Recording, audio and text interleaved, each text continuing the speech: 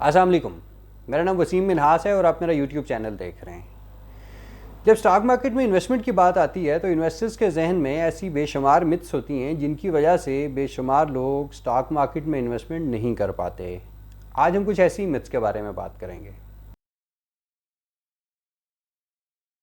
Stock market کے بارے میں عمومی خیال یہی ہے کہ یہاں پہ وہی لوگ انویسٹ کر سکتے ہیں جن کے پاس بہت سارے پیسے ہوں، لیکن ایسا حقیقت میں نہیں ہے۔ انفیکٹ آپ کے پاس کوئی بھی جتنی بھی کم اماؤنٹ ہو اس سے بھی آپ انویسٹمنٹ یا ٹریڈنگ سٹارٹ کر سکتے ہیں۔ ایسے بے شمار بروکرز ہیں جو صرف 5,000 روپے میں بھی آپ کو ٹریڈنگ اکاؤنٹ اوپن کرنے کی اور انویسٹمنٹ کرنے کی فیسلٹی آفر کر رہے ہوتے ہیں۔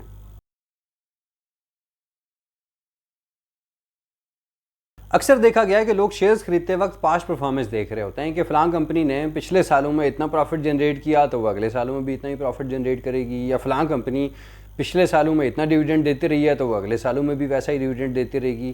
لیکن ضروری نہیں ہے کہ یہ ہر کیس میں اپلائی ہو۔ ایسی بے شمار کمپنیز ہیں جو ماضی میں اچھا پرفارم نہیں کر رہی تھی لیکن اب وہ مارکیٹ لیڈر ہیں، یا ایسی بے شمار کمپنیز جو اس سے پہلے بہت اچھا پرفارم کر رہی تھیں آج وہ اچھا پرفارم نہیں کر رہی۔ ایک وقت میں نوکیا جو ہے وہ موبائل فون کی دنیا میں مارکیٹ لیڈر ہوتا تھا، ساری دنیا میں سب سے زیادہ موبائل کی سیل نوکیا کی ہوتی تھی۔ آج نوکیا ایگزسٹ نہیں کرتا۔ ایک وقت میں کوڈک کے پاس انڈسٹری کا 70% مارکیٹ شیئر ہوتا تھا، آج کوڈک صرف ایک نام ہے۔ اسی طرح بے شمار نام جیسا کہ فیس بک ہے یا انسٹاگرام ہے یا ٹویٹر ہے یا ٹیسلا ہے، یہ نام آج سے 20 سال پہلے ایگزسٹ نہیں کرتے تھے۔ ہر کمپنی کے پروڈکٹس کا ایک لائف سائیکل ہوتا ہے، اس کا ایک عروج ہوتا ہے، ایک میچورٹی پیریڈ ہوتا ہے اور پھر ڈکلائن آتا ہے۔ دنیا میں نئی نئی ٹیکنالوجیز آ رہی ہوتی ہیں، نئے نئے ٹرینڈز آ رہے ہوتے ہیں، نئی نئی کمپنیز مارکیٹ میں انٹر ہو رہی ہوتی ہیں، ریگولیٹری اور اکنامک انوائرمنٹ چینج ہو رہا ہوتا ہے، اور اس سب کے ساتھ ساتھ کمپنیز کی پرفارمنس بھی۔ کسی بھی کمپنی کے پاسٹ پرفارمنس اس کے فیوچر پرفارمنس کو گارنٹی نہیں کر رہی ہوتی۔ بہت سارے لوگ سٹاک مارکیٹ سے اس لیے دور رہنا چاہ رہے ہوتے ہیں کیونکہ ان کے خیال میں سٹاک مارکیٹ ایک جوا ہے، یعنی گیمبلنگ ہے۔ کیا واقعی ایسا ہے؟ آئیے سمجھتے ہیں۔ گیمبلنگ میں یہ ہوتا ہے کہ دو پارٹیز کسی ایک چیز پہ بیٹ کر رہی ہوتی ہیں اور ایک لوزنگ پارٹی سے اماؤنٹ ایک دوسری وننگ پارٹی کے پاس ٹرانسفر ہو رہی ہوتی ہے۔ یعنی یہ ایک زیرو سم گیم ہے جس میں کسی جیتنے والے کی جیت کسی اور ہارنے والے کی ہار پہ ڈیپینڈ کر رہی ہوتی ہے اور کوئی ایکچوئل ویلیو نہیں کریٹ ہوتی۔ دوسری طرف جو شیئرز ہوتے ہیں وہ کسی کمپنی کے ایکچوئل اور لیجیٹیمیٹ بزنس کے آنرشپ رائٹس ہوتے ہیں۔ جب آپ کسی کمپنی کے شیئرز خریدتے ہیں تو آپ اس کمپنی کے ایسٹس کو آؤن کر رہے ہوتے ہیں۔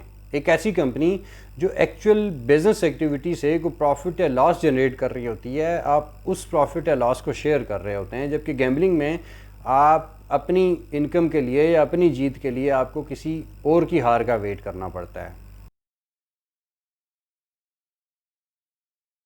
بہت سارے لوگوں کا خیال ہوتا ہے کہ سٹاک مارکیٹ میں انویسٹ کرنا ایک بڑا کمپلیکیٹڈ پروسیس ہے اور یہ ہر کسی کے بس کی بات نہیں ہے، لیکن ضروری نہیں ہے کہ یہ ہر کیس میں اپلائی ہو۔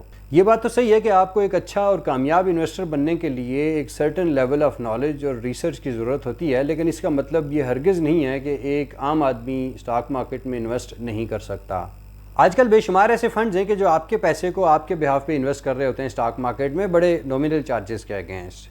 ان کے پاس ایک ڈیڈیکیٹڈ ٹیم ہوتی ہے پروفیشنلز کی، اور ان کی مدد سے انویسٹرز جو ہیں وہ صرف اپنے ہی انویسٹمنٹ نالج پہ ریلائی نہ کرتے ہوئے بھی ایکسپرٹ کے تھرو اپنے پیسے کو مارکیٹ میں انویسٹ کر سکتے ہیں۔ عام طور پہ یہ خیال کیا جاتا ہے کہ شیئرز خریدنے کے لیے شاید سٹاک مارکیٹ جانے کی ضرورت پڑتی ہے۔